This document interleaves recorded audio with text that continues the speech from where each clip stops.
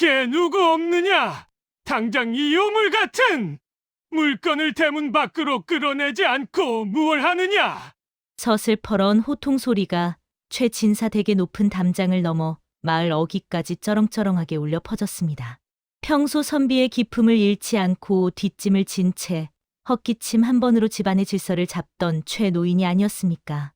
그런 최 노인이 사랑채 툇마루에 서서 얼굴이 불그락부르락 달아오른 채 고함을 치고 있으니 지나가던 행인들은 물론 담벼락 너머 이웃들까지 하나둘 고개를 빼고 구경을 하기 시작했습니다. 도대체 무슨 변괴일까요? 최 노인의 손가락이 가리키는 곳에는 해산달이 다 되어 배가 남산만큼 부풀어 오른 만삭의 며느리 김 씨가 마당 한복판 흙바닥에 무릎을 꿇고 있었습니다. 아버님, 잘못했습니다. 제가 다 잘못했습니다. 제발 한 번만 용서해 주십시오. 이 무거운 몸으로 한밤중에 친정까지 갈 길이 막막합니다. 제발 거두어 주십시오. 김 씨는 부들부들 떨리는 손으로 배를 감싸 안은 채 바닥에 머리를 조아렸습니다. 굵은 눈물방울이 흙바닥으로 떨어져 점점이 자국을 남겼지만 최 노인의 눈빛은 얼음장처럼 매몰차기만 했습니다. 그는 며느리가 방 안에서 소중히 챙겨두었던 작은 옷까지 보찜을 마당 구석으로 냅다 던져버리며 말을 이었습니다. 잘못? 내 죄를 내가 모르느냐. 3년을 가르쳐도 살림 하나 제대로 못하고 이제는 몸이 무겁다는 핑계로 내 귀한 아들 기까지 죽여놓으니 우리 집안에 너 같은 복 없는 물건은 필요 없다. 당장 내 친정으로 돌아가거라. 다시는 이 집 문턱을 넘을 생각일랑 꿈도 꾸지 마라. 구경하던 동네 사람들은 그 광경을 보고 입을 다물지 못했습니다. 아무리 법도가 엄격한 조선시대라지만 당장 오늘 내일하는 임산부를 길거리로 내모는 법은 천하에 없었으니까요. 과연 이 비정한 시아버지의 가슴 속에는 정말로 미움만 가득했던 걸까요? 아니면 우리가 알지 못하는 깊고도 절박한 속사정이 숨어 있는 걸까요? 본격적인 사연을 시작하기 전에 여러분의 따뜻한 구독과 좋아요 한 번씩만 눌러주세요. 여러분의 응원이 이 지혜로운 이야기를 이어가는데 가장 큰 힘이 됩니다. 자, 그럼 이 소동 뒤에 감춰진 진짜 이야기를 처음부터 따라가 보겠습니다. 이야기는 3년 전으로 거슬러 올라갑니다. 며느리 김 씨가 연지 곤지 찍고 꽃가마를 타고 최진사 댁 문턱을 넘던 날 명문가의 복덩이가 들어왔다며 온 마을이 들썩였습니다. 김 씨 또한 지아비를 섬기고 시부모님을 친부모처럼 모시며 평생을 바치겠노라 다짐했지요. 하지만 현실은 지옥과 다름없었습니다. 시어머니 박 씨는 아들에 대한 집착이 병적일 만큼 깊어 며느리를 아들의 길을 빨아먹는 침입자처럼 여겼습니다. 만삭이 되어 숨이 턱 밑까지 차오른 며느리에게 시어머니는 단 한순간의 휴식도 허락하지 않았습니다. 얘야, 배가 불렀다고 손까지 놀리면 안 된다. 가서 저 산더미 같은 빨래를 개울가에 가서 해오너라. 방망이질을 제대로 해야 때가 빠지는 법이야. 엄동설 안에 만삭의 몸으로 개울가에 앉은 김 씨는 얼음을 깨고 찬물에 손을 담갔습니다. 손가락 끝은 이미 감각이 사라져 시퍼렇게 죽어 있었고 거듭된 헛구역질에 위에까지 쏟아냈지만 시어머니는 뒤에서 지켜보며 꾀부리지 말라며 채근했습니다. 얼굴은 핏기 하나 없이 종이장처럼 창백해졌고 다리는 코끼리처럼 부어올라 한 걸음을 떼는 것조차 비명이 나올 지경이었습니다. 남편 광택의 태도는 더 가관이었습니다. 그는 아내가 산통을 예고하는 진통을 겪으며 배를 움켜쥐고 있어도 어머니 말씀 틀린 것 하나 없다. 너는 왜 그렇게 유난이냐며 밖으로 나돌기 바빴습니다. 밤늦게 술이 떡이 되어 들어온 날이면 신음하며 누워있는 아내를 발로 툭툭 차며 깨워 발을 씻기라 소리쳤습니다. 뜨겁다며 물대야를 발로 차버려 아내의 옷을 적시는 일은 예사였지요. 쇠약해질 대로 쇠약해진 며느리는 이제 한 걸음만 더 나아가면 쓰러져 영영 일어나지 못할 지경에 이르렀습니다. 사랑채 창틈으로 이 모든 광경을 지켜보던 시아버지 최 노인의 가슴은 갈기갈기 찢어지는 듯했습니다. 며느리의 거칠어진 손마디와 생기를 잃은 눈동자, 그리고 아들의 무도한 행태를 보며 그는 확신했습니다. 이대로 두면 며느리는 아이와 함께 죽고 말 것이다. 내 아내와 아들이 저 아이를 죽이고 있구나. 단순히 타이른다고 해결될 일이 아니었습니다. 시어머니는 고집을 꺾지 않을 것이고 아들은 아내를 짓밟는 것을 당연한 권리라 착각하고 있었습니다. 최 노인은 이 지옥 같은 집구석에서 며느리를 당장 떼어놓는 것만이 그녀를 살리는 유일한 길이라 판단했습니다. 동시에 오만방자한 아들에게 아내의 빈자리가 얼마나 고통스러운지 뼛속 깊이 새겨주기로 결심했지요. 그 깊은 고민 끝에 마침내 최 노인이 무거운 걸음을 옮겨 마당으로 나선 것이 바로 오늘이었습니다. 무엇들 하느냐? 내가 말이 들리지 않느냐?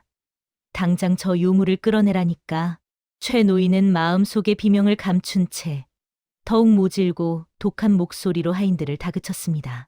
하인들이 어쩔 줄 몰라 하며 며느리의 가녀린 팔을 잡아 가마로 이끌자 김 씨는 무너지는 가슴을 부여잡고 오열했습니다.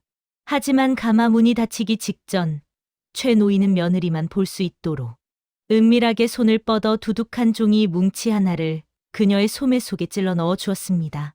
그 안에는 며느리가 친정에서 편히 몸조리를 할 수 있는 넉넉한 돈과 짧은 글귀가 담겨 있었지만 공포와 서러움에 눈이 멀어버린 며느리는 그것이 무엇인지 확인조차 할 수 없었지요. 그렇게 김 씨를 태운 가마가 마을 사람들의 수군거림을 뒤로하고 멀어져 가자 아들 광택은 그제야 집 밖으로 나와 회심의 미소를 지었습니다. 허허, 아버님도 참 성미 급하시긴. 이제 사사건건 잔소리하는 사람 없으니 한동안 편하게 지내겠구먼. 광택은 아직 꿈에도 모르고 있었습니다. 아내가 떠난 빈자리가 얼마나 차갑고 시린지, 그리고 아버지가 던진 이 강수가 자신의 인생을 어떻게 송두리째 바꿔놓을지 말입니다.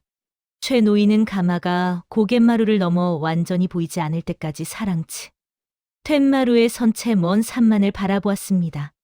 그의 눈가에는 며느리에게 끝내 보여주지 못한 굵은 눈물 한 방울이 고요히 맺혀 있었습니다. 며느리를 태운 가마가 마을 어귀를 돌아 완전히 자취를 감출 때까지 최 노인은 조각상처럼 툇마루에 서서 움직이지 않았습니다. 동네 사람들의 수군거림은 바람을 타고 마당 구석구석을 훑고 지나갔지요. 세상에 최 진사가 저리 모진 사람이었나? 만상 며느리를 내쫓다니 천벌을 받을 게야. 사람들의 비난 섞인 말들이 화살처럼 날아와 꽂혔지만 최 노인은 그저 굳게 입을 다물 뿐이었습니다. 하지만 겉으로 보이는 강인함과 달리 최 노인의 속은 시커멓게 타들어 가고 있었습니다. 사랑채로 돌아온 그는 힘없이 자리에 앉아 떨리는 손으로 곰방대를 잡았습니다. 며느리 김 씨의 손에 남몰래 쥐어준 것은 편지와 함께 그가 평생 모아온 비상금이었습니다. 편지에는 친정 가서 눈치 보지 말고 몸조리 잘하거라. 내 아들놈이 정신을 차릴 때까지 잠시만 기다려다오. 미안하다. 아가야라는 애끓는 진심이 담겨 있었지요. 하지만 이 진실을 아는 이는 오직 시아버지 한 사람뿐이었습니다. 한편 아들 광택은 아버지가 며느리를 내쫓은 이 상황이 내심 반갑기만 했습니다. 이제는 아침마다 잔소리하는 사람도 없을 것이고 어디 가시느냐, 술 좀 줄이셔라 하며 옷소매를 붙잡는 귀찮은 일도 없을 테니까요. 광택은 실죽이 웃음을 지으며 제 방으로 들어갔습니다. 어머니, 배가 고픕니다. 며느리도 나갔으니 오늘 점심은 어머니가 맛있는 고기 반찬 좀 해주세요. 광택의 부름에 시어머니 박 씨가 부엌으로 향했습니다. 사실 박 씨는 내심 당황스러운 상태였습니다. 며느리가 미웠던 것은 사실이지만 막상 그 고된 집안일을 누가 다 할 것인지에 대한 걱정이 앞섰기 때문이지요. 박 씨는 평소 며느리가 해오던 대로 아궁이에 불을 지피려 했습니다. 그런데 웬걸요. 늘 연기 없이 활활 타오르던 아궁이가 오늘따라 매캐한 연기만 뿜어내며 박 씨의 눈을 찔러댔습니다. 아이고, 이게 왜 이래. 며느리가 할 때는 금방 불이 붙더니만. 박 씨는 눈물을 흘리며 부채질을 해댔지만 불꽃은 좀처럼 살아나지 않았습니다. 물 한 동이를 길어오려 우물가에 갔지만 만삭의 몸으로 매일같이 길어올리던 그 무거운 물동이가 박 씨의 연약한 허리에는 천근만근처럼 느껴졌습니다. 결국 박 씨는 점심상도 채 차리지 못한 채 방으로 들어가 알아누워 버렸습니다. 광택은 배가 고파 투덜거리며 부엌으로 들어갔습니다. 하지만 그를 맞이한 것은 차디찬 솥단지와 씻지 않은 그릇더미뿐이었지요. 평소라면 며느리가 정갈하게 닦아놓았을 밥상보 위에는 먼지만 앉아 있었습니다. 아니, 사람이 하나 없다고 집안 꼴이 일이 되는가? 광택은 짜증 섞인 목소리로 투덜대며 직접 밥을 챙겨 먹으려 했습니다.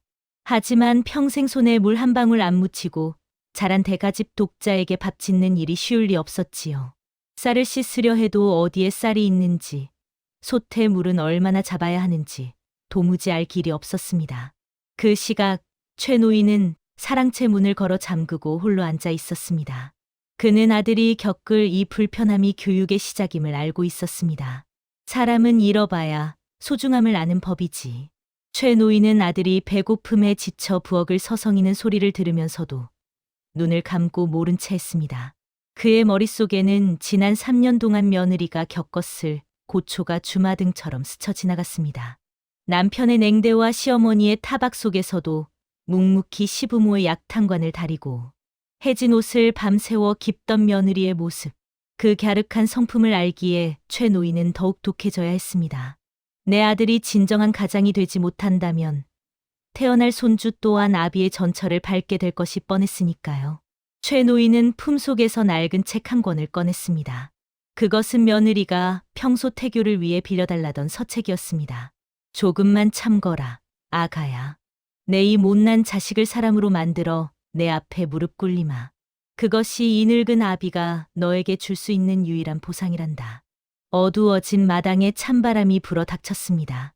아궁이 불이 꺼진 집안은 급격히 식어갔고 광택은 추위와 배고픔에 떨며 비로소 아내의 이름을 나지막이 불러보았습니다.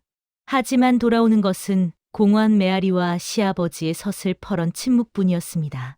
지독한 시집살이 3년 끝에 찾아온 이 기묘한 정막은 앞으로 최 진사 댁에 몰아칠 커다란 변화의 서막이었습니다. 며느리 김 씨가 눈물로 대문을 나선 지 불과 하루가 지났을 뿐인데 최 진사 댁의 공기는 이전과는 확연히 달라져 있었습니다. 평소라면 이른 새벽부터 마당을 쓰는 빗자루, 소리와 부지런히 아궁이를 살피는 장작 타는 소리가 들려와야 정상이거늘 집안은 마치 정막강산처럼 고요하기만 했습니다. 만삭의 며느리가 떠난 자리는 생각보다 훨씬 컸고 그 빈자리는 차가운 현실이 되어 남겨진 이들의 목을 조여오기 시작했습니다. 해는 이미 중천에 떴지만 안방에 누운 시어머니 박 씨는 일어날 기척이 없었습니다. 평생 며느리가 차려주는 밥상만 받아먹고 며느리가 데워놓은 방에서 잠만 자던 박 씨였습니다. 막상 며느리가 사라지자 당장 세수할 물 한 대접을 떠다 줄 사람조차 없었지요. 허리가 아프다며 핑계를 대고 누워는 있었으나 사실은 속이 타들어 가고 있었습니다. 며느리를 내쫓을 때는 아들 편만 들며 고소해했건만 막상 닥친 현실은 냉혹했습니다. 한편 아들 광택은 배꼽시계가 요동을 치는 통에 잠에서 깼습니다. 평소 같으면 아내가 조용히 다가와 서방님, 세수하십시오라며 따뜻한 물과 정갈한 아침상을 내왔을 시간입니다. 하지만 방 안에는 냉기만이 가득했고 머리맡에는 텅 빈 요강만이 덩그러니 놓여 있었습니다. 여보, 아니, 어머니, 대체 밥은 언제 주시는 겁니까? 광택이 짜증스럽게 소리를 지르며 안방문을 벌컥 열었습니다. 하지만 그곳에는 머리에 띠를 두르고 끙끙 앓고 있는 어머니 박 씨뿐이었습니다. 아이고, 아들아, 내 팔자야. 며느리 그년이 나가고 나니 집안에 온기가 하나도 없구나. 내 허리가 끊어질 것 같아 물 한 바가지도 못 뜨겠다. 광택은 기가 막혔습니다. 배는 고파 죽겠는데 밥 해줄 사람은 없고 집안은 어수선하기 짝이 없었으니까요. 그는 할 수 없이 직접 부엌으로 향했습니다. 그까짓 밥, 쌀 씻어서 불만 떼면 되는 거 아닌가. 그러나 부엌 문을 여는 순간 광택은 눈앞이 캄캄해졌습니다.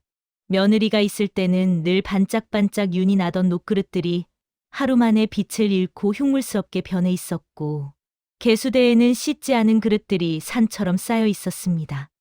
광택은 소매를 걷어붙이고 쌀독을 열었습니다. 그런데 쌀을 얼마나 퍼야 하는지, 물은 어느 정도 부어야 하는지 도무지 감이 잡히지 않았습니다. 물동이를 들고 우물가로 나간 광택은 비명을 질렀습니다.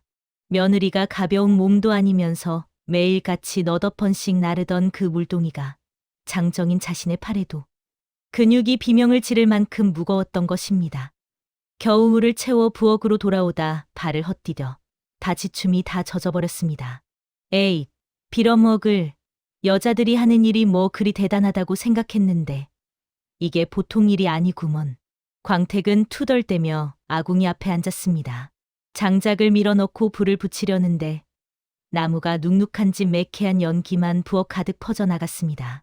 콜록대며 눈물을 흘리던 광택의 얼굴은 어느새 숯검정이 묻어 엉망진창이 되었습니다. 1시간을 씨름한 끝에 겨우 불을 붙였지만 이번에는 솥에서 타는 냄새가 진동했습니다. 뚜껑을 열어보니 위는 설있고 밑은 새카맣게 타버린 도저히 사람이 먹을 수 없는 물건이 들어있었습니다. 광택은 억울함과 허기에 눈물이 핑 돌았습니다. 며느리가 매일 차려내던 그 고슬고슬한 흰쌀밥과 정갈한 나물 반찬이 사실은 얼마나 지독한 정성과 노동의 산물이었는지 그는 이제야 아주 조금씩 깨닫고 있었습니다. 집안의 질서는 무너졌고 아들의 호기는 굶주림 앞에 무참히 꺾였습니다. 사랑채에서 이 소란을 묵묵히 듣고 있던 시아버지는 헛기침을 하며 마당으로 나왔습니다. 아들의 꼴은 가관이었습니다. 얼굴은 검댕투성이의 옷은 젖어 있고 밥도 못 지어 쩔쩔매는 모습이라니. 평소 같으면 당장 호통을 쳤겠지만 시아버지는 이번만큼은 모른 체하며 지나갔습니다. 아버님, 밥이 안 됩니다. 저 안 사람을 다시 데려와야겠습니다. 집안 꼴이 이게 뭡니까? 광택이 시아버지의 옷소매를 붙잡으며 하소연했습니다. 그러자 시아버지는 싸늘한 눈빛으로 아들을 쳐다보았습니다. 데려오다니? 내 집에서 내쫓은 물건을 함부로 드릴 수 없다. 내가 그렇게 큰 소리 치던 대장부가 아니냐? 아내 하나 없다고. 밥도 못 얻어먹는 주제에 어디서 감히 데려온다는 말을 입에 올리느냐. 시아버지의 엄포에 광택은 입을 다물 수밖에 없었습니다. 시아버지는 덧붙여 말했습니다. 내 처는 지금 친정에서 극진한 대접을 받으며 편히 쉬고 있을 게다. 내 아들 귀한 줄만 알고 남의 딸 귀한 줄 모르는 놈에게는 그 사람이 차려준 밥상도 과분한 법이지. 오늘부터 내가 직접 밥하고 빨래하고 내 어머니 수발도 들 거라. 그것이 이 집에서 내가 할 일이다. 최 노인의 말은 비수처럼 광택의 가슴에 꽂혔습니다. 광택은 텅 빈 아내의 방을 슬쩍 훔쳐보았습니다. 아내가 쓰던 누비이불이 가지런히 접혀 있었고 그 위에는 자신이 며칠 전 타박하며 던져놓았던 해진 버선이 곱게 기워진 채 놓여 있었습니다. 이 사람은 몸이 그렇게 무거우면서도 밤마다 내 버선을 꿰매고 있었구나. 방 안가득 남아있는 아내의 은은한 분내음이 오늘따라 시리도록 가슴을 파고들었습니다. 광택은 배고픔보다 더 무서운 무언가가 가슴 밑바닥에서 치밀어 오르는 것을 느꼈습니다. 그것은 미안함이었고 또한 지독한 외로움이었습니다. 하지만 시아버지의 불호령은 여전히 서슬퍼렇게 마당을 지키고 있었고 광택은 이제 겨우 며느리 없는 첫날의 혹독한 대가를 치르기 시작했을 뿐이었습니다. 시아버지는 사랑채로 돌아가 창밖을 보며 읊조렸습니다. 아들아, 사람은 잃어봐야 소중함을 아는 법이다. 이제 내 처가 지고 있던 그 무거운 짐을 내가 직접 들어보거라. 그래야 내가 아비가 될 자격이 생기지 않겠느냐. 아내가 떠난 지 사흘째 되는 날, 최진사댁의 위험은 온데간데 없고 집안 곳곳에는 캐캐 묵은 먼지와 한숨만이 내려앉았습니다. 평소라면 며느리 김씨가 마당 구석구석을 쓸어 넘겨 정갈한 빗자루, 자국이 남았을 마당에는 전날 밤 불어온 바람에 꺾인 나뭇가지와 낙엽들이 지저분하게 굴러다녔지요. 아들 광택의 몰골은 그야말로 목부림견이었습니다. 빳빳하게 풀이 죽어 기품 있던 도포는 여기저기 국물 얼룩이 졌고 세수를 제때 하지 않아 얼굴에는 개기름이 번들거렸습니다. 무엇보다 고통스러운 것은 지독한 허기였습니다. 어머니 박 씨는 여전히 뒷방에 누워 아이고 허리야. 나 죽네 소리만 연발하고 있었고 집안의 모든 수발은 이제 오롯이 광택의 몫이 되었습니다. 광택은 생전 처음으로 빨래 바구니를 들고 냇가로 향했습니다. 며느리가 만삭의 배를 안고 매일같이 다녀오던 그 길이었지요. 겨울 끝자락의 냇물은 얼음장처럼 차가웠습니다. 광택이 방망이를 들고 빨랫감을 두드려 보았으나 내가 빠지기는커녕 차가운 물방울이 얼굴에 튈 때마다 비명이 터져 나왔습니다. 아이고 차가워라. 이 차가운 물에 손을 담그고 그 고생을 했단 말인가? 손가락은 금세 빨갛게 부어올라 감각이 무뎌졌고 쪼그려 앉아 있는 다리는 쥐가 나서 저려왔습니다. 문득 고개를 들어보니 이웃집 아낙들이 자기들끼리 소곤거리며 광택을 힐끔거리고 있었습니다. 쯧쯧, 저 집 귀한 아들이 냇가에 나오다니 해가 서쪽에서 뜨겠네. 지쳐 있을 때는 손 하나 까딱 안 하더니 벼락 맞은 시아버지 덕에 사람 구실하려나 보구먼. 그 소리가 광택의 귀에 날카롭게 박혔습니다. 부끄러움에 고개를 숙이자 문득 아내가 빨래를 해올 때마다 손등이 터져 피가 맺혀 있던 모습이 떠올랐습니다. 그때 광택은 손이 그게 뭐냐 보기 흉하게라며 핀잔을 주었었지요. 이제와 직접 물에 손을 담가보니 그 흉한 손등이 자신과 가족을 위해 바친 헌신이었다는 사실이 가슴을 찔렀습니다. 겨우 빨래를 마치고 돌아온 집에는 더 큰 고난이 기다리고 있었습니다. 바로 시아버지의 점심상이었습니다. 시아버지는 평소처럼 사랑채에 앉아 미동도 없이 책을 읽고 있었습니다. 광택은 덜덜 떨리는 손으로 소답해 섰습니다. 쌀을 씻고 불을 떼고 이제는 제법 익숙해졌나 싶었지만 여전히 밥 짓기는 난제 중의 난제였습니다. 연기 가득한 부엌에서 눈물을 쏟으며 지어낸 밥을 들고 사랑채로 향했습니다. 쟁반 위에는 시커멓게 탄 밥과 짜기만 한 간장, 그리고 다 시들어 빠진 김치 몇 조각이 전부였습니다. 광택은 떨리는 마음으로 밥상을 내려놓았습니다. 아, 아버님, 점심상 올립니다. 시아버지는 천천히 책을 덮고 밥상을 내려다보았습니다. 그리고는 수저를 들지 않은 채 무거운 침묵을 유지했습니다. 그 정적은 광택의 숨을 막히게 했습니다. 한참 뒤 시아버지가 입을 열었습니다. 이게 사람이 먹으라고 지은 밥이냐? 아니면 가축을 주려고 지은 것이냐? 송구합니다, 아버님. 불 조절을 잘못하여 그만. 불 조절뿐이겠느냐? 내 처가 차려내던 상에는 계절의 향기가 있었고 지아비를 향한 정성이 있었으며 부모를 공경하는 마음이 담겨 있었다. 내가 지은 이 밥상에는 무엇이 담겨 있느냐? 그저 귀찮음과 억지로 하는 원망뿐이 아니더냐. 시아버지는 수저를 바닥에 탁 놓으며 꾸짖었습니다. 내 처는 만삭의 몸으로도 단 한 번도 탄 밥을 올린 적이 없다. 내가 술에 취해 들어와 상을 엎어도 다음 날 아침이면 어김없이 따뜻한 해장국을 끓여 바치던 사람이다. 너는 그 사람이 얼마나 귀한 줄도 모르고 그저 당연한 권리인 양 부려먹기만 했지. 이제 보니 너는 내 처가 차려준 밥상을 받을 자격조차 없는 놈이로구나. 광택은 고개를 들 수 없었습니다. 시아버지의 말씀 하나하나가 틀린 구석이 없었기 때문입니다. 시아버지는 식사를 거부한 채 다시 책을 펼치며 명했습니다. 저녁상도 내가 차려라. 그리고 내일은 내 어미의 해진 옷들을 다 기워놓거라. 며느리가 하던 일들 단 하나라도 소홀히 하면 이 집 대문 밖으로 너 또한 내쫓을 줄 알아라. 사랑채를 나온 광택은 텅 빈 아내의 방으로 도망치듯 들어갔습니다. 방 안은 여전히 아내의 향기가 배어 있었습니다. 구석진 곳에 놓인 반짓고리를 열어보니 아내가 저녁마다 눈을 비벼가며 기웠던 자신의 옷들이 정갈하게 놓여 있었습니다. 광택은 그 옷들을 품에 안고 주저앉았습니다. 여보, 내가 정말 잘못했소. 당신이 이렇게 힘들게 이 집을 지키고 있었는데 나는 아무것도 모르고. 참아왔던 눈물이 터져 나왔습니다. 배고픔보다 아픈 것은 아내에 대한 미안함이었고 추위보다 시린 것은 자신의 무지함이었습니다. 광택은 그날 밤 아궁이 앞에 앉아 아내가 하던 대로 정성껏 불을 지폈습니다. 비록 연기에 눈이 따갑고 손에는 가시가 박혔지만 그는 이제 도망치지 않았습니다. 아내의 고통을 조금이라도 닮아보고자 노력하는 것이 자신이 할 수 있는 유일한 속죄임을 깨달았기 때문입니다. 마당 어스름 속에서 사랑채의 촛불은 꺼질 줄 몰랐습니다.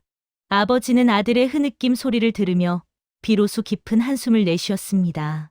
이제야 철이 드는구나. 조금만 더 견디거라.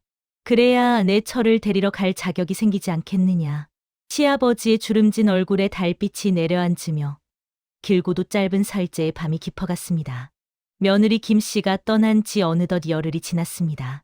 처음 며칠은 그저 불편함과 배고픔뿐이었던 광택의 감정은 시간이 흐를수록 지독한 그리움과 자괴감으로 변해가고 있었습니다. 사람이란 참으로 간사하여 늘 곁에 있을 때는 공기처럼 소중함을 모르다가 숨이 막힐 지경이 되어서야 그 간절함을 깨닫는 법이지요. 광택은 이제 아침마다 요강을 비우고 마당을 쓸고 시어머니의 약탕관을 지키는 일이 일상이 되었습니다. 하지만 일은 익숙해질지언정 마음의 허기는 채워지지 않았습니다. 어느 늦은 밤, 광택은 차가운 방에 홀로 누워 천장을 바라보았습니다. 예전 같으면 아내가 따뜻하게 데워놓은 아랫목에서 아내의 부드러운 손길을 느끼며 잠들었을 시간입니다.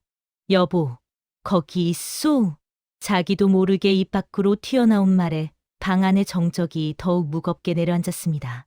대답해 줄 리 없는 빈 방에는 먼지만이 달빛을 타고 내려앉고 있었지요. 광택은 몸을 뒤척이다 문득 방구석에 놓인 아내의 반짓꼬리함을 당겨보았습니다. 그 속에는 채 완성하지 못한 작은 버선 한 켤레가 들어 있었습니다. 곧 태어날 아이를 위해 며느리가 밤잠을 설쳐가며 한 땀 한 땀 정성을 들인 베넷저고리와 버선이었습니다. 이렇게나 작구나. 이 작은 발이 내 집 문턱을 넘을 날만 기다렸을 텐데. 광택은 그 작은 버선을 만져보며 눈시울을 붉혔습니다. 자신은 기방에서 술잔을 기울이며 호기를 부릴 때 아내는 이 좁고 외로운 방에서 홀로 아이와 대화하며 남편의 옷을 깁고 아이의 내일을 준비했던 것입니다. 아내에게 임신은 축복이 아니라 고립이었고 시집살이는 의무가 아니라 희생이었음을 광택은 이제야 뼈저리게 느끼고 있었습니다. 다음 날 아침, 광택은 평소보다 일찍 일어나 시아버지의 새순물을 데웠습니다. 그리고는 사랑채 앞에 무릎을 꿇고 앉아 시아버지가 나오시기를 기다렸습니다. 찬소리가 내린 마당의 기운에 무릎이 씌어왔지만 광택은 움직이지 않았습니다. 아버님, 소자 드릴 말씀이 있습니다. 최 노인이 천천히 문을 열고 나왔습니다. 열흘 사이에 아들의 얼굴은 반쪽이 되었고 손등은 여기저기 트고 갈라져 피딱지가 앉아 있었습니다. 하지만 그 눈빛만큼은 이전에 흐리멍덩하던 한량의 것이 아니었습니다. 무슨 말이냐? 밥 짓는 게 힘들어서 또 투정이라도 부리려는 게냐? 아닙니다, 아버님. 소자, 이제야 제가 얼마나 큰 죄를 지었는지 알 것 같습니다. 아내가 이 집에서 보낸 3년이 제게는 당연한 일상이었으나 그 사람에게는 매 순간이 전쟁이었음을 몰랐습니다. 제가 차려낸 밥상 하나에도 이렇게 온몸이 고된데 그 사람은 만삭의 몸으로 제 주정까지 받아내며 어떻게 버텼을지 생각하면 가슴이 찢어집니다. 광택의 목소리가 떨렸습니다. 아버님, 제발 허락해 주십시오. 제가 친정으로 가서 아내를 데려오겠습니다. 이제는 제가 그 사람의 울타리가 되어주겠습니다. 제가 물을 깃고 제가 장작을 패겠습니다. 그 사람이 편히 아이를 낳을 수 있게만 해주십시오.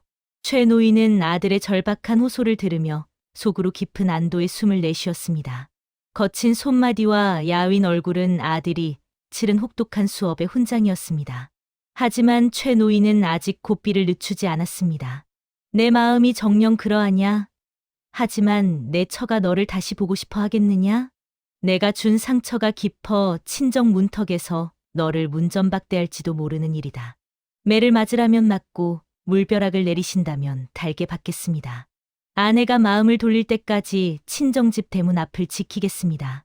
최 노인은 짐짓엄한 표정으로 곰방대를 탁탁 털었습니다. 좋다. 정 그렇다면 가보거라. 하지만 빈손으로 가서는 안 된다.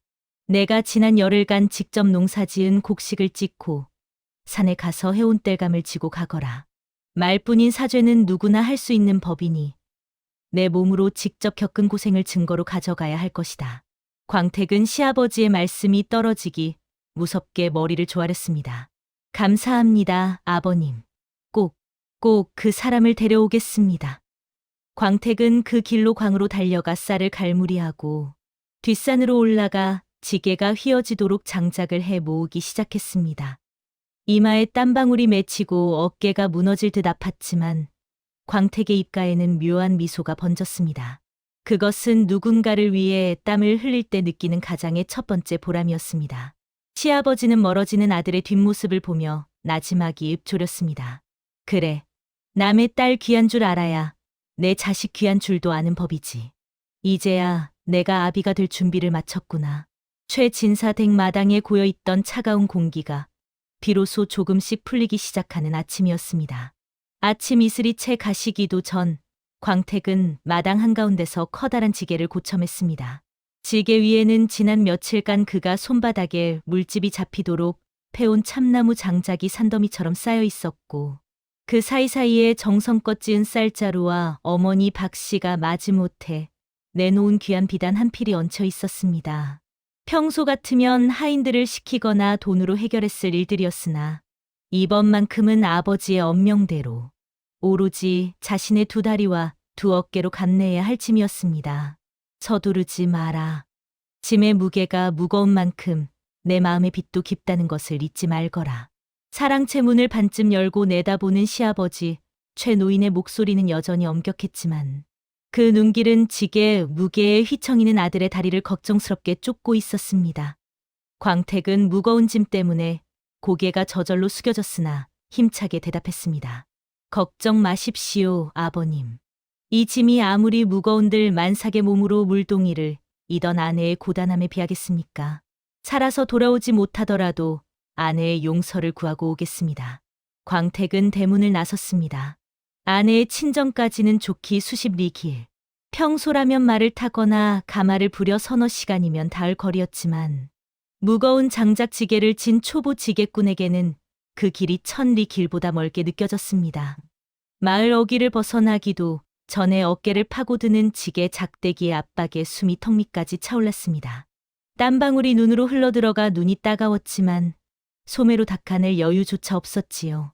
길가에 피니름 모를 들꽃을 보며 광택은 문득 작년 봄을 떠올렸습니다.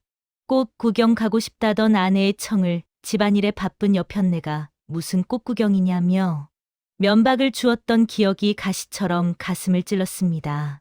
아내는 그때 서운한 기색 하나 없이 그저 서방님 옷이나 한 벌 더 지어드려야겠네요 라며 웃었지요. 그 바보같이 착한 웃음이 왜 그때는 당연하게만 보였던 것일까요? 길을 걷다 보니 다리는 점점 감각이 없어지고 허리는 끊어질 듯 통증이 밀려왔습니다. 지나가던 행인들이 비단옷을 입고 장작지게를 진 광택의 기묘한 차림새를 보며 낄낄거렸습니다. 보쇼, 저 젊은이 좀 봐. 귀하게 자란 양반 자제 같은데 웬 장작 구걸이래? 예전 같으면 어디 감히 양반에게 무례하냐며 불호령을 내렸을 광택이었지만 지금은 그들의 비웃음조차 달게 느껴졌습니다. 자신이 그동안 세상 물정 모르고 아내의 고생 위에 군림하며 살았던 세월에 대한 벌이라고 생각하니 오히려 마음은 가벼워지는 기분이었습니다. 점심때가 지나자 배에서는 천둥 소리가 났습니다. 하지만 그는 길가 주막에 들러 편히 쉴 생각조차 하지 않았습니다. 아내가 친정으로 쫓겨날 때 그 서러운 마음으로 이 길을 걸었을 생각을 하니 도저히 앉아 쉴 수가 없었던 것이지요. 여보, 당신은 이 길을 가며 얼마나 울었소? 임신한 몸으로 보찜 하나 들고 가며 무심한 남편과 매정한 시아버지를 원망하며 얼마나 뒤를 돌아보았소. 광택은 아내가 흘렸을 눈물 자국을 따라 걷는 심정으로 한 걸음 한 걸음을 내디뎠습니다. 발바닥에는 이미 물집이 터져 진물이 났고 가죽신 속은 피로 축축해졌습니다. 하지만 그는 멈추지 않았습니다. 오히려 지게가 어깨를 짓누를수록 정신은 더욱 또렷해졌습니다. 자신이 짊어진 것은 단순히 장작과 쌀이 아니라 한 가정을 책임져야 할 가장의 무게이며 한 여자의 인생을 보듬어야 할 남편의 책임이라는 것을 비로소 몸으로 배우고 있었던 것입니다. 어느덧 해가 뉘엿뉘엿 저물고 산그림자가 길게 드리워질 무렵 저 멀리 아내의 친정집 마을이 보이기 시작했습니다. 광택은 마지막 남은 힘을 쥐어짜 다리를 움직였습니다. 마을 입구 평상에 앉아있던 노인들이 웬 거짓골을 한 장정이 짐을 지고 들어오자 이해한 듯 쳐다보았습니다. 아니, 저희는 최진사댁 아들 아닌가? 저 꼴이 대체 뭐람? 마을 사람들의 시선을 뒤로하고 광택은 아내의 친정 대문 앞에 섰습니다. 3년 전 화려한 혼례 복장을 하고 위풍당당하게 처가댁 문을 들어설 때와는 비교도 할 수 없을 만큼 초라하고 남루한 모습이었습니다. 그러나 광택의 눈빛만큼은 그때보다 훨씬 깊고 단단해져 있었습니다. 그는 지게를 내려놓지 않은 채 대문 앞에서 무릎을 꿇었습니다. 지게의 무게가 고스란히 무릎으로 전해졌지만 그는 이를 악물고 버텼습니다. 장인어른, 장모님, 사위 광택이 왔습니다. 죽을 죄를 지은 사위가 용서를 빌러왔습니다. 광택의 우렁찬 목소리가 고요한 마을의 저녁 공기를 갈랐습니다. 집 안에서는 인기척이 들려왔지만 대문은 쉽게 열리지 않았습니다. 광택은 알고 있었습니다. 자신이 지은 죄가 깊어 이 문이 쉽게 열리지 않으리라는 것을요. 하지만 그는 결심했습니다. 아내가 이 문을 열고 나와 자신을 꾸짖든 물벼락을 내리든 그녀의 마음이 풀릴 때까지 이 자리를 떠나지 않겠노라고 말입니다. 그의 등 뒤로 차가운 밤바람이 불어오기 시작했습니다. 하지만 광택의 가슴 속에는 아내를 향한 뜨거운 미안함이 들불처럼 일어나 추위를 잊게 했습니다. 한참을 그렇게 대문 앞에서 무릎을 꿇고 있던 광택의 눈에 드디어 대문 틈으로 새어나오는 작은 등불빛이 보이기 시작했습니다. 달빛이 차갑게 내려앉은 처가댁 대문 앞, 광택은 여전히 장작지게를 쥐고 무릎을 꿇은 채 부동 자세를 유지했습니다. 다리는 이미 제 살이 아닌 듯 감각이 사라진 지 오래였고 지게 작대기에 눌린 어깨는 칼로 베는 듯한 통증이 밀려왔습니다. 하지만 광택은 신음소리 한 번 내지 않았습니다. 자신이 지금 느끼는 이 육신의 고통이 지난 3년 동안 안에 김 씨가 마음속으로 삼켜왔던 서름의 1/1000도 되지 않는다는 사실을 비로소 깨달았기 때문입니다. 대문 안쪽에서는 낮은 속삭임이 들려왔습니다. 장모의 안타까운 목소리와 장인의 엄한 꾸짖음, 그리고 그 사이로 들려오는 가녀린 울음소리. 광택은 그 울음소리만으로도 그것이 아내임을 단번에 알 수 있었습니다. 여보, 나요. 당신의 못난 남편 광택이요. 아버님께 쫓겨나 이 길을 오며 당신이 흘렸을 눈물을 생각하니 내 심장이 1000갈래 10,000갈래 찢어지는 것 같았소. 내가 당신 귀한 줄 모르고 밖으로만 돌았던 죄. 오늘 이 자리에서 목숨을 걸고 빌러왔소. 광택의 목소리는 밤이슬에 젖어났게 깔렸지만 그 속에 담긴 진심은 담장을 넘어 앞마당까지 전달되었습니다. 한참을 기다렸을까 드디어 삐걱거리는 소리와 함께 대문이 아주 조금 열렸습니다. 등불을 들고 나온 이는 장인이었습니다. 장인은 평소 인자하던 모습은 온데간데 없이 서슬퍼런 눈빛으로 사위를 내려다보았습니다. 자네가 여기 웬일인가? 우리 집 귀한 딸을 살림 못한다고 만삭의 몸으로 내쫓을 때는 언제고 이제 와서 이 무슨 해괴한 짓인가? 최진사 댁법도가 이리도 가벼운 줄은 몰랐네. 장인의 서리빨 같은 호통의 광택은 머리를 땅에 박았습니다. 장인어른 100번 1000번 죽을 죄를 지었습니다. 아버님께서 저를 내쫓으신 것은 저 같은 놈은 가장이 될 자격이 없음을 가르치기 위함이었습니다. 지난 열흘간 제가 직접 밥을 짓고 빨래를 하며 아내가 얼마나 무거운 짐을 지고 살았는지 배웠습니다. 여기 지고 온 장작은 제가 직접 산에 올라 해온 것입니다. 쌀은 제 손으로 찌운 것입니다. 제 진심을 봐서라도 한 번만 기회를 주십시오. 장인은 사위의 거칠어진 손과 피딱지가 앉은 발등을 유심히 살폈습니다. 비단옷은 넝마가 되었고 얼굴은 검댕. 투성이가 된 사위의 몰골에서 장인은 그가 진심으로 뉘우치고 있음을 읽어냈습니다. 하지만 장인은 쉽게 문을 열어주지 않았습니다. 진심이라. 진심은 말로 하는 것이 아니라 행동으로 증명하는 것이지. 내 딸은 자네 때문에 열흘 밤낮을 눈물로 지샜네. 자네가 지고 온 그 짐이 무겁다 하나. 내 딸의 무거워진 배와 가슴 속 멍보다 무겁겠는가. 오늘 밤은 여기서 한 발짝도 움직이지 말고 자네가 지은 죄를 반성하게나. 장인은 차갑게 문을 닫고 들어갔습니다. 다시 정적이 찾아왔습니다. 광택은 흔들림 없이 그 자리를 지켰습니다. 밤이 깊어갈수록 산에서 내려오는 칼바람이 옷깃을 파고들었습니다. 만삭의 아내가 쫓겨나던 날도 이토록 추웠을까 생각하니 광택은 오히려 이 추위가 고마웠습니다. 새벽녘이 되었을 때 다시 대문이 살며시 열렸습니다. 이번에는 장인이 아니라 하얀 소매 치마로 얼굴을 가린 여인이었습니다. 바로 아내였습니다. 그녀는 남편의 초라한 행색을 보고는 그만 참았던 울음을 터뜨리며 다가왔습니다. 서방님. 어찌 일이 되셨습니까?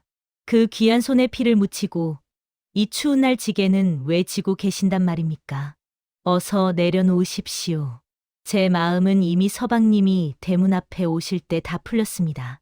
김 씨가 떨리는 손으로 광택의 지게를 받아주려 하자 광택은 고개를 저었습니다.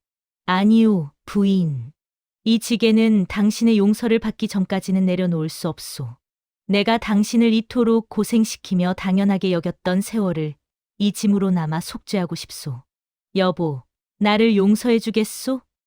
당신과 아이를 위해 이제는 내가 든든한 버팀목이 되겠소. 부부는 새벽 달빛 아래서 서로를 붙잡고 한참을 울었습니다. 며느리 김 씨는 남편의 거친 손을 자신의 뺨에 갖다 대며 고개를 끄덕였습니다.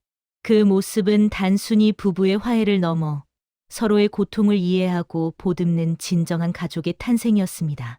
장인은 집 안에서 이 광경을 지켜보며 비로소 입가에 옅은 미소를 지었습니다. 그리고는 하인을 시켜 대문을 활짝 열게 했습니다.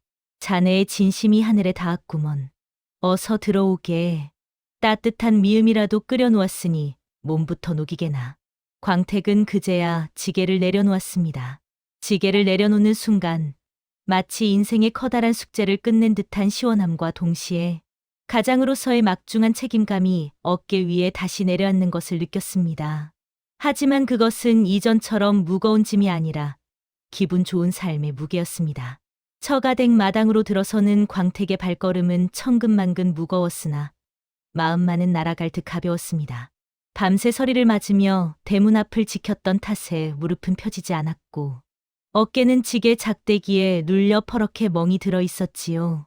하지만 며느리 김 씨가 건네주는 따뜻한 물 한 그릇에 광택은 그간의 고통이 눈 녹듯 사라지는 것을 느꼈습니다.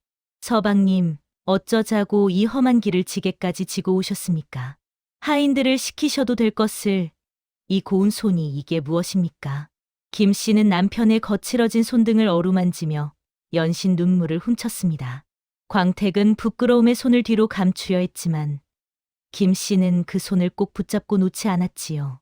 손가락 마디마디에 박힌 가시와 흙대, 그리고 군데군데 터진 핏자국은 그가 지난 열흘간 어떤 마음으로 시간을 보냈는지 말해주고 있었습니다. 여보, 내가 지은 죄에 비하면 이 손등의 상처는 아무것도 아니오. 당신이 우리 집에서 보낸 3년. 매일 새벽 이 차가운 물에 손을 담그며 얼마나 외롭고 힘들었을지 내가 직접 물을 길어보고서야 알았소. 당신이 차려준 밥 한 그릇, 깨끗하게 기워놓은 옷 한 벌이 당연한 것인 줄만 알았던 내 무지함이 원망스러워 견딜 수가 없었소. 광택의 목소리는 갈라져 있었지만 그 어느 때보다 진실했습니다. 장인은 그 모습을 묵묵히 지켜보다가 무겁게 입을 열었습니다. 보게나, 사위. 자네 아버님이신 최 진사께서 왜 만삭의 며느리를 내쫓으셨는지 이제야 알겠는가? 자네 아버님은 자네를 미워해서가 아니라 자네가 진정한 사내이자 아비가 되기를 바라셨던 걸세. 소중한 것을 잃어봐야 그것이 얼마나 소중한지 아는 법이지. 자네 아버님의 그 깊은 뜻을 잊어서는 안 되네. 광택은 장인의 말씀에 고개를 깊이 숙였습니다. 시아버지가 마당에서 호통을 치며 며느리를 내쫓던 날, 그 매정한 뒷모습 속에 감춰져 있던 뜨거운 부성애와 며느리를 향한 미안함이 이제야 비수처럼 가슴에 꽂혔습니다. 아버지는 아들의 철없음을 고치기 위해 스스로 동네 사람들의 손가락질을 받는 악역을 자처하셨던 것입니다. 장인어른, 명심하겠습니다. 아버님의 그 귀한 가르침, 평생 가슴에 새기고 살겠습니다. 그리고 제 아내, 이제는 손에 물 한 방울 안 묻히게 하겠다는 허망한 약속은 하지 않겠습니다. 다만 아내가 물을 기를 때 내가 지게를 지고 아내가 밥을 지을 때 내가 아궁이 앞에 앉겠습니다. 기쁠 때나 슬플 때나 이 사람 곁에서 든든한 울타리가 되어주겠습니다. 광택의 다짐에 장모 또한 눈시울을 붉히며 따뜻한 밥상을 내왔습니다. 며느리 김 씨는 남편의 밥그릇에 생선 가시를 발라 얹어주며 수줍게 웃었습니다. 열흘 만에 마주 앉은 밥상이었지만 두 사람 사이에는 이전의 냉랭함 대신 서로를 향한 존경과 애틋함이 가득했습니다. 하지만 광택은 마냥 편히 쉴 수 없었습니다. 그는 사랑채로 들어가 지게에 싣고 온 장작을 장인의 곳간에 정갈하게 쌓아 올렸습니다. 남의 손을 빌리지 않고 자신이 직접 산에서 해온 나무들이었습니다. 장작 하나하나를 쌓을 때마다 그는 아내에게 했던 모진 말들을 지워나갔습니다. 그날 오후 광택은 아내의 짐을 챙기기 시작했습니다. 하지만 이전처럼 빨리 챙겨라 하고 재촉하는 것이 아니라 아내의 무거운 배를 살펴가며 천천히 아주 조심스럽게 짐을 꾸렸습니다. 며느리 김 씨는 친정어머니와 작별 인사를 나누며 짧았던 친정살이를 마무리했습니다. 어머니, 걱정 마세요.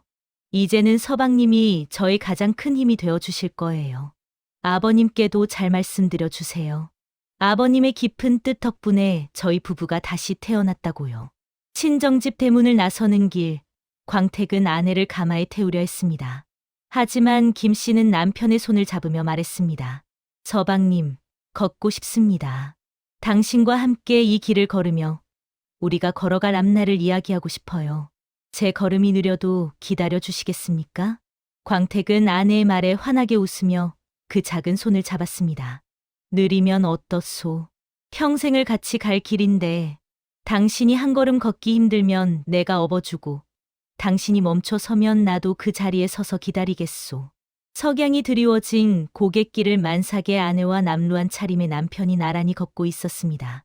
지게를 진 남편의 등은 듬직했고 그 곁을 따르는 아내의 눈망울은 희망으로 빛났습니다. 두 사람이 넘는 고개는 단순히 시댁으로 돌아가는 길이 아니었습니다. 철없던 아들이 아버지가 되고 서러웠던 며느리가 진정한 집안의 주인이 되어가는 성숙의 길이었습니다. 해질녘의 노을이 최진사댁 기와지붕 위로 붉게 타오를 무렵 저 멀리 고갯마루에서 두 사람의 그림자가 보이기 시작했습니다. 넝마가 된 비단옷을 입고 빈 지게를 진 장정과 그 곁에서 남편의 소매자락을 꼭 붙잡고 느릿느릿 걸음을 옮기는 만삭의 여인, 바로 아들 광택과 며느리 김 씨였습니다.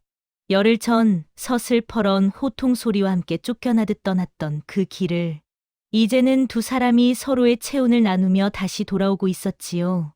마을 사람들은 하나둘씩 집 밖으로 나와 이 기묘하고도 감동적인 귀가 행렬을 지켜보았습니다.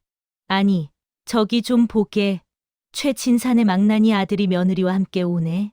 세상에 얼굴에 검댕이 묻은 것도 모르고 옆에 있는 철을 저리 애지중지 챙기다니. 사람이 변해도 저리 변할 수가 있나. 사람들의 수군거림 속에는 비아냥 대신 경이로움이 섞여 있었습니다.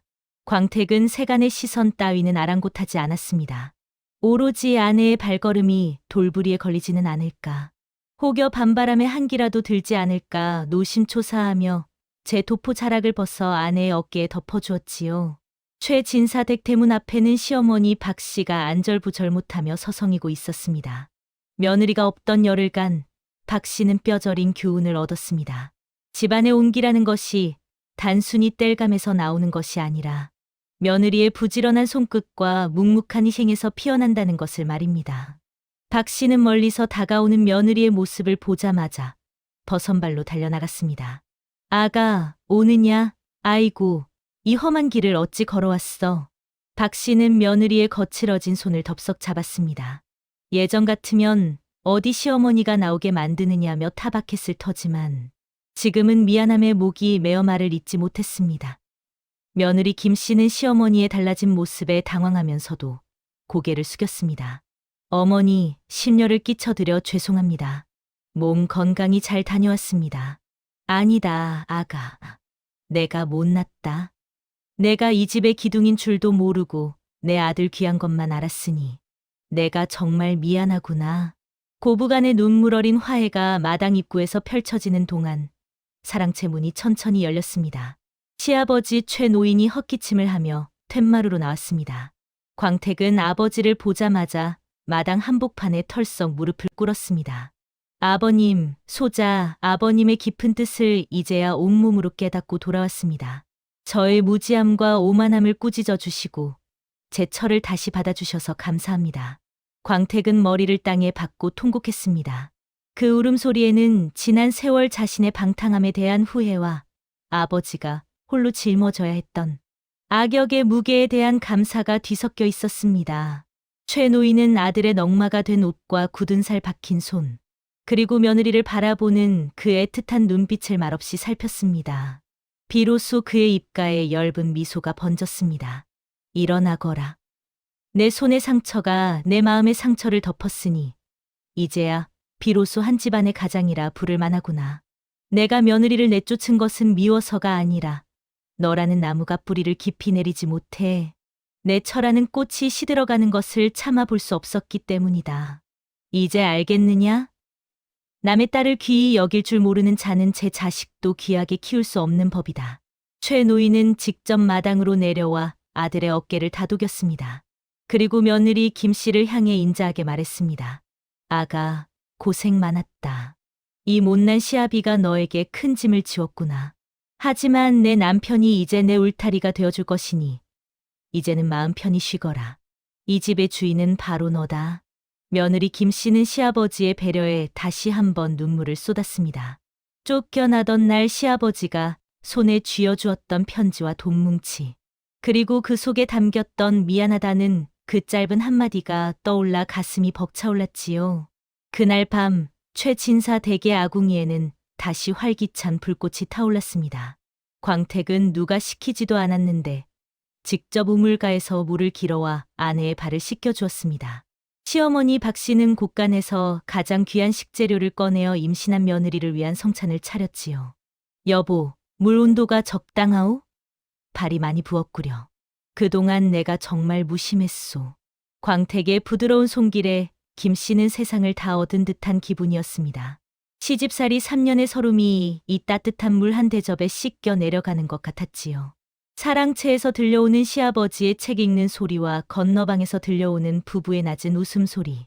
텅 비어 차가웠던 집안에 다시금 사람 사는 냄새와 온기가 가득 찼습니다. 이것은 단순히 며느리가 돌아온 사건이 아니었습니다. 소중한 것을 잃어버릴 뻔했던 한 가정이 지혜로운 어른의 결단으로 인해 비로소 진정한 사랑의 의미를 되찾은 기적이었습니다. 달빛 아래 깊어가는 밤, 최진사 댁 식구들은 그 어느 때보다 편안한 잠자리에 들 수 있었습니다. 며느리 김 씨가 돌아온 지도 어느덧 한 달이 지났습니다. 최진사 댁의 풍경은 예전과 같으면서도 완전히 달랐습니다. 새벽녘 부엌에서 들려오는 칼질 소리는 여전했지만 이제는 그 소리에 장단이라도 맞추듯 마당에서 장작을 패는 웅장한 도끼질 소리가 함께 어우러졌지요. 아들 광택은 이제 해가 뜨기도 전에 일어나 아내의 손에 물 한 방울 묻히지 않겠다는 듯 무거운 물동이를 나르고 아궁이 앞에 앉아 불을 지폈습니다.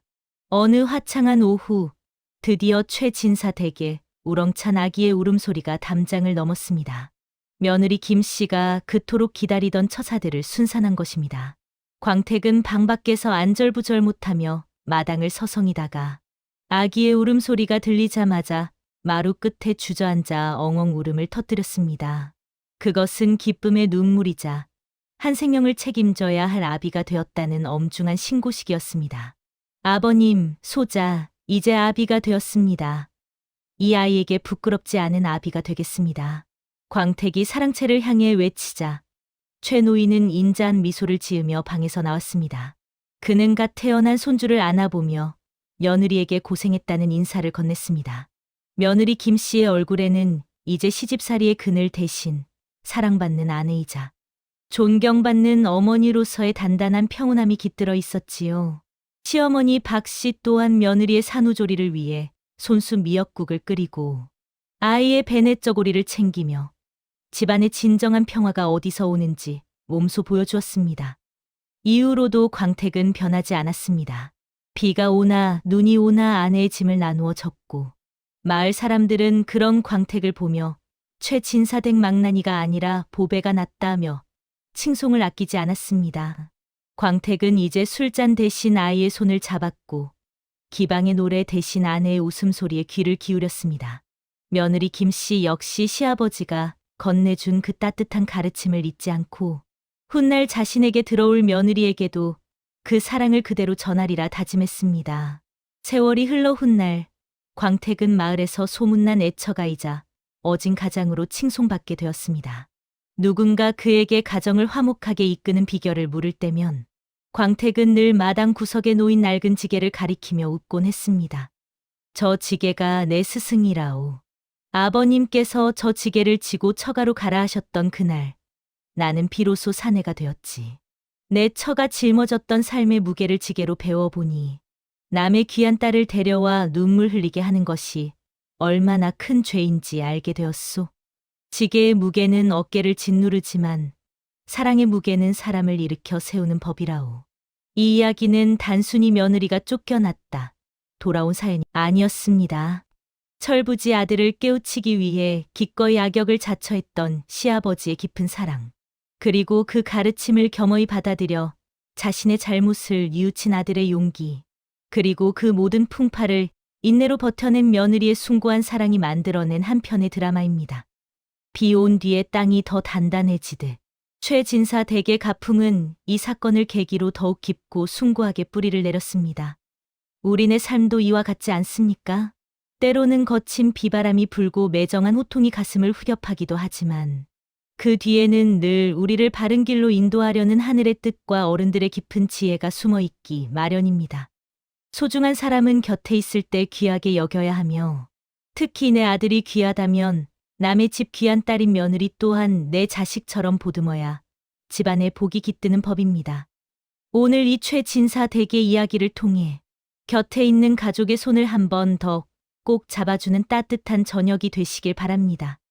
오늘 이야기에 마음에 울림이 있으셨는지요? 구독과 좋아요로 소중한 인연이 이어졌으면 합니다. 여러분의 따뜻한 마음에 가슴 뭉클한 사연으로 정성껏 보답하겠습니다. 지금 어느 지역에서 함께하고 계신지 편하게 댓글로 말씀 주시면 감사한 마음 담아 반갑게 인사 올리겠습니다.